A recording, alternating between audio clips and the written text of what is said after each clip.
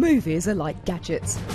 Some are more popular than others, but our ever-dwindling attention span makes sitting through the whole show a bit too much like hard work. As ever, technology promises a clever, if strange, solution to the problem of our impatience. I'm about to watch a film where I'm going to be influencing it. Not consciously, not pressing any buttons, but letting my body control the action. Now, last time I went to the cinema, I wasn't wired up to the storyline. Sensors will monitor bodily changes in 3 volunteers and me. We're measured for different readings: heart rate, brainwaves, muscle tension and perspiration. This experiment combines our physical responses to the movie to determine which scene plays next. Before the movie starts, we're calibrated for a baseline measurement so the computer can detect what's normal for us. On to the main feature, the film Many Worlds, the story of students who walk into uncertain or certain death, depending on the ending. It's based loosely on physicist Schrödinger's theoretical experiment about a cat in a box. It has 4 different conclusions. Which one we see will be decided by our vital signs. And the wardrobe, where are you? Readings are taken at 4 points during the story. There's a modest amount of peril, impressive as it's clearly made on an academic budget as opposed to a Hollywood one. But unlike Hollywood, if tensions run a bit too high, the programme picks out a more relaxing scene. Now, we were either a tense bunch or the calibration didn't quite take into account our discomfort at being wired up in front of other people. Consequently, our version of the film was quite tame. This was evident when we saw all possible endings simultaneously after the first viewing.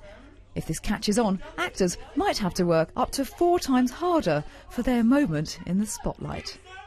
It did feel very much out of my hands, but at the same time that kind of felt right as well. It was a weird experience watching it, particularly because that was the first time we've seen it as well, seen anything.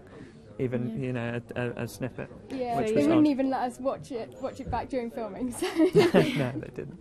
So you prepare for every eventuality, but you don't know which one it's going to be. Yeah. So. But perhaps the programming is the star of the show.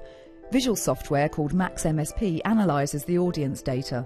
The programme is commonly used in musical and multimedia applications. Basically, you're looking at a giant flowchart which plays a pre-selected media clip once a set of conditions are met. But in a way, we are not directly controlling the actions. Our physical signs are simply triggering off a next set of scenes. And to an extent, that's been decided by a human. The actual selection of how to use that data was really was an artistic decision. It was a case of I had to make a judgment based on the film, which areas of the film should be shown depending on what the data was picking up. If the heart rate was low or high, which of the, or I should say, if the totality of all the data being analysed, if it showed high arousal or low arousal. OK, it's hardly practical to connect your entire audience to a computer. For a start, it makes a discreet trip to the bathroom pretty much impossible. So it's unlikely this equipment will hit your local cinema anytime soon. But Hollywood is interested in the idea.